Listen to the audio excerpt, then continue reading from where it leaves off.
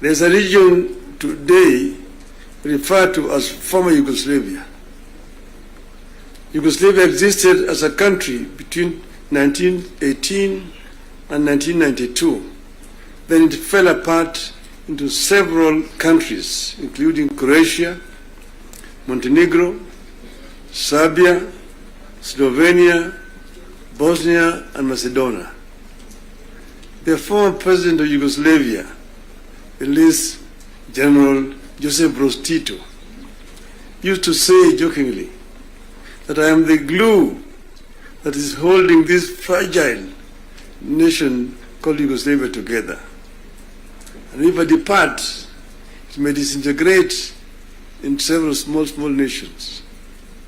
And true to his prophecy, that's happened today. There's no Yugoslavia. Closer to home here next door is Somalia.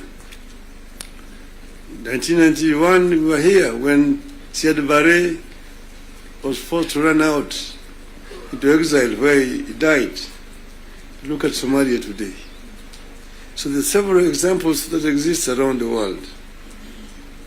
As leaders, we are supposed to scan the horizon, spot the danger, and act to subvert that danger. In 2024, that last year, we understood that the dark clouds that were gathering over Kenya could have been exciting, but they could also mark the end of Kenya. We decided that it is better to have an imperfect country that is struggling to mend its ways than to have a collapsed one.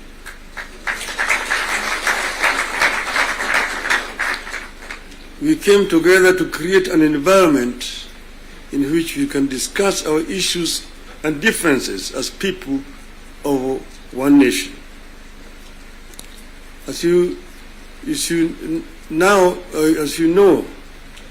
and as you know here, there are countries that cannot discuss their issues at home. In my life, I have attended many meetings in London, Paris, Istanbul, Washington, name it, where African leaders are ferried to foreign capitals from their own collapsing countries to discuss issues they cannot discuss at home. We go together to spare Kenyan that shame.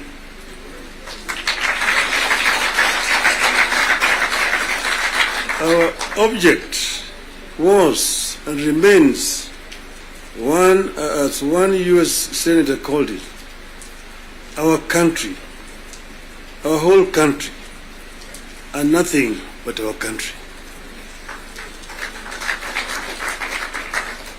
Having stabilized the nation, how have we performed in the intervening periods? How do we do better? How do we move forward in a way that respects the people of Kenya and that shows that we are alive to the circumstances that triggered our coming together and that we are acting on them? That is our object today. And that's why we are here today. We met and decided that we needed to have, for the first time, a joint parliamentary group meeting. We could now discuss with our members of parliament. It's over 2 months ago, I had an opportunity to discuss in this very same place here with the members of the executive. They came here and actually came with the blueprint of the performance, what they had done up to that time, and what they were intended to continue doing going forward. And I was very candid with them in my discussions with them. And I told them where I thought they were not doing right and what I thought they should be doing rightly. So as always, I'm always very candid indeed. Today I'm meeting the members of the legislature. As you know, we have got 3 very important institutions: the executive, legislature, the judiciary. And I'm hoping that in not very far away from today, I will have opportunity to talk to the judiciary as well. So I'm going to be very candid with you people. to talk to you as a former member of parliament. Yes, the leader, Kimani Ichung'wah, referred to the constitution and told me the issues like NGF and and Senate oversight in the counties is in the constitution. I want him to cite to me the section of that constitution that he's referring to. Because as you know, I was very involved with the constitution, making constitution of this country. And at another time, I would want to bring Professor Yashpal Gai, who was the leader of that constitution making. And we went through very many issues. We had committees in the Bomas of Kenya dealing with various segments of that constitution. The executive was one. Legislature is another one. Judiciary is another one. Devolution, another committee.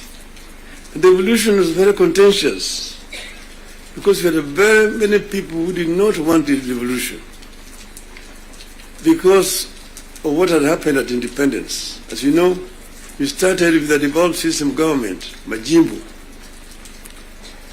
The foundation of Majimbo was actually contentious because it was ethnic-based. The colonialists and the settlers had actually instilled fear in the people that the bigger communities, the bigger tribes at that time, the Luos and the Kikuyus, will lord it over the smaller tribes. And thus the smaller tribes need to safeguard themselves by creating regions and powers so that they can be able to be protected. That was the basis of Majimbo. And it was a very lengthy discussion at Lancaster House. So KANU accepted Majimbo in London, but with the understanding that they would change it after the independence. So after independence, KANU actually started to frustrate Majimbo by not remitting funds to the regional governments. I want to refer you to the Hansard in the Bunge. There's a motion that was moved by the then leader of opposition at that time, the late Ronald Ngala, of censorship of the Prime Minister, Mr. Jomo Kenyatta, because he had refused to release funds to the regional government. You need to read that debate. Ngala moved it, it was seconded by Masini Muliro, who was the deputy leader of the opposition.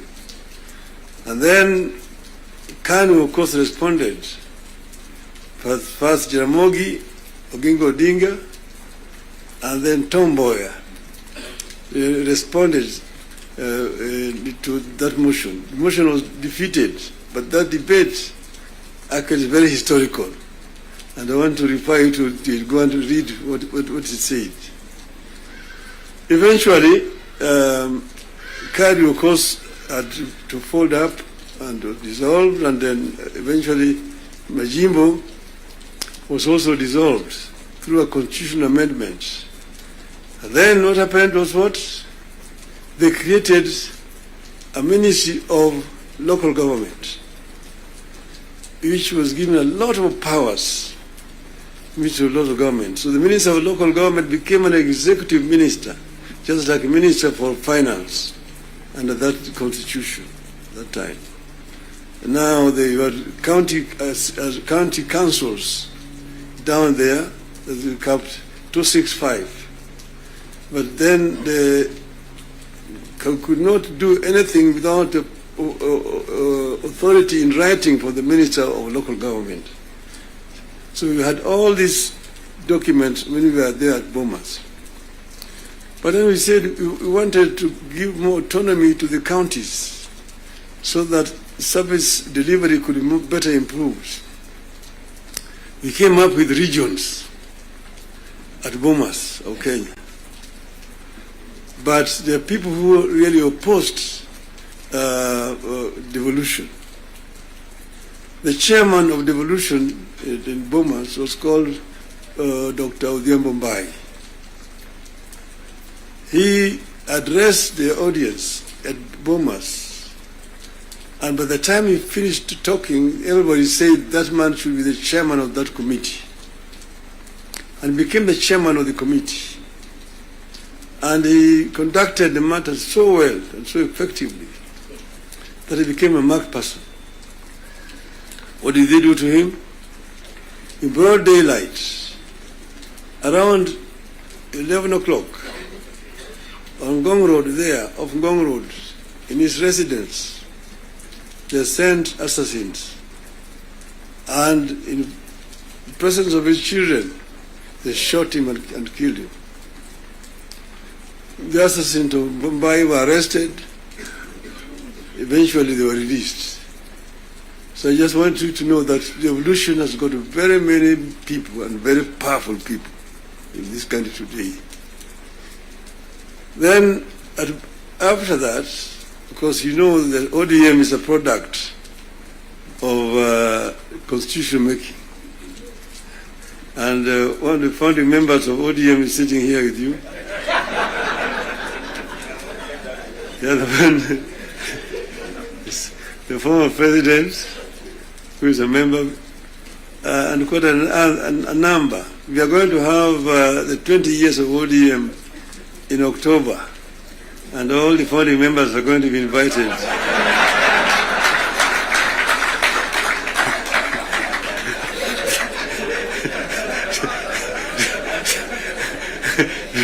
To come and attend.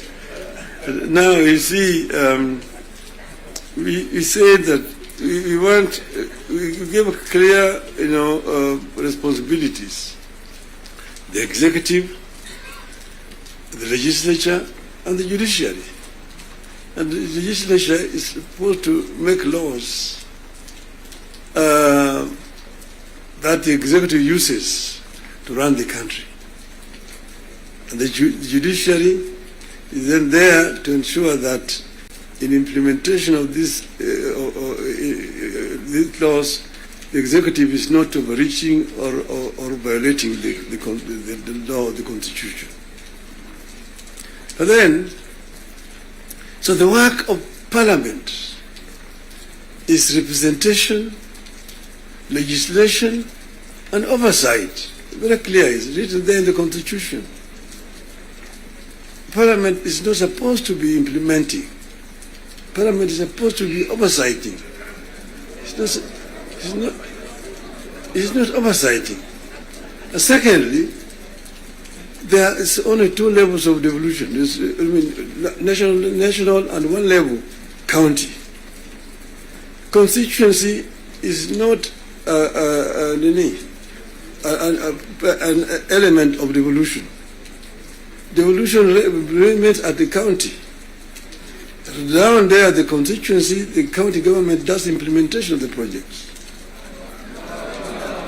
I'm saying, correct.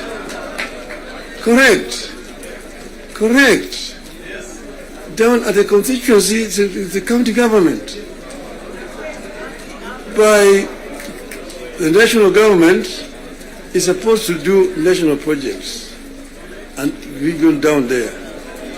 And there are functions which are clearly been assigned.